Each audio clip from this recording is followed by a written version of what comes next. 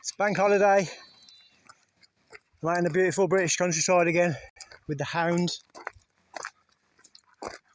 It is a glorious day.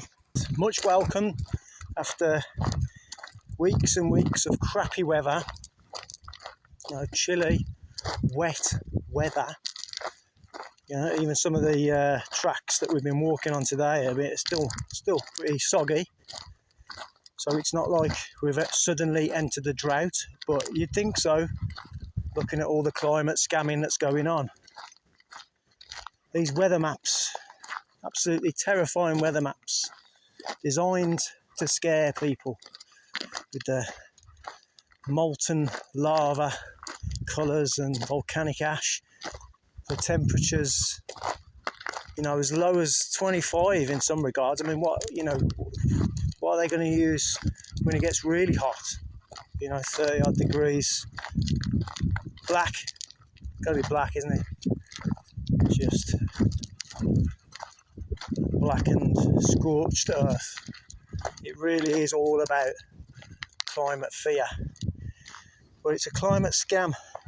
I mean, look at the record temperatures they keep coming out with and where they record them. Because if you look at it, the BBC always reports this. It's always Heathrow where they record the record temperature. Well, I'll say it's not always Heathrow. Sometimes they use like a military air base or something like RAF Northolt. And it was the same thing yesterday. They listed 8 places in, I think they were all sort of southeast England, where it is actually in the 30s right now apparently. And among these 8 places, yep, Heathrow was there, RAF Northolt was there, although they don't tell you it's RAF Northolt, they just say Northolt. And there was some other random places. I looked one of them up, I think it was in Oxfordshire. Never heard of it. But lo and behold, there's an airport there. What a surprise. And what's at an airport? Hot tarmac, asphalt, jet engines. Of course it's going to be fucking hotter. And it's all done to justify this supposed molten volcanic weather that the maps suggest that we're having. I mean, obviously, when we were kids, it was just a map of the UK, a green map with on a day like this, it would have been fried eggs all round, as I used to describe them, and some temperatures. There was no crimson red on the map. There was no heat warning or anything like that. You just use your own common sense. That's what it's called, common sense. You get a bit of lotion on. You cover up when you're exposed like this, and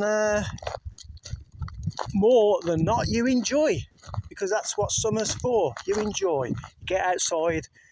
You enjoy. You get your vitamin D in you for your health and your mental well-being, because there's nothing better for your mental health than getting out on a beautiful day like this.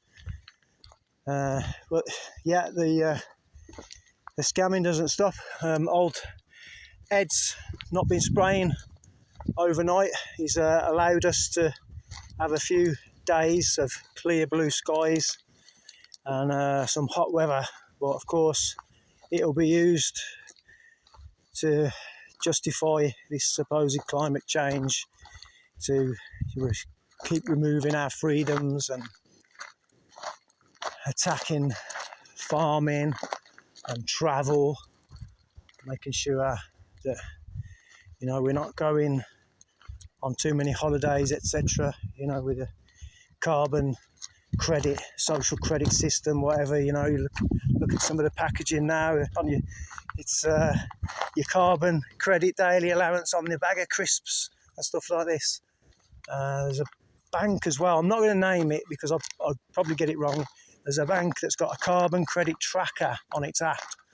So while you're using your mobile phone to pay for everything, they're recording what you're buying, where you travel to buy it, so how much you've used in you know, whatever fuel, or if it's overseas, maybe what air travel you've done.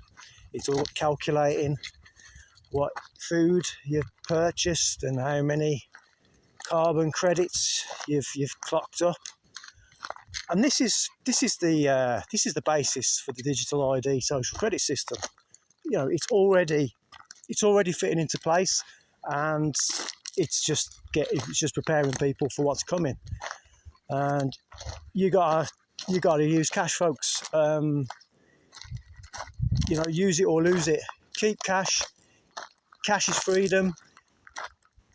If they get rid of cash and replace it with digital currency, they tie that to the ID, it's game over. It's game over. The state will control everything you do, everywhere you go, and it will be abject tyranny.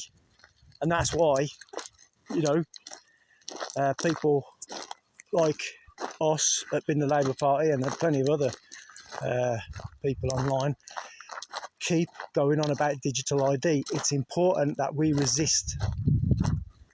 We say no, we don't want to live like this. We want to be free, and that's how we've always been, and we don't want to live in tyranny. So you can stick it, Ed and Kia, and burn them wherever is going to follow in their footsteps. You can stick it. So in the meantime, we're going to go where we want, and we're going to enjoy this beautiful British summer.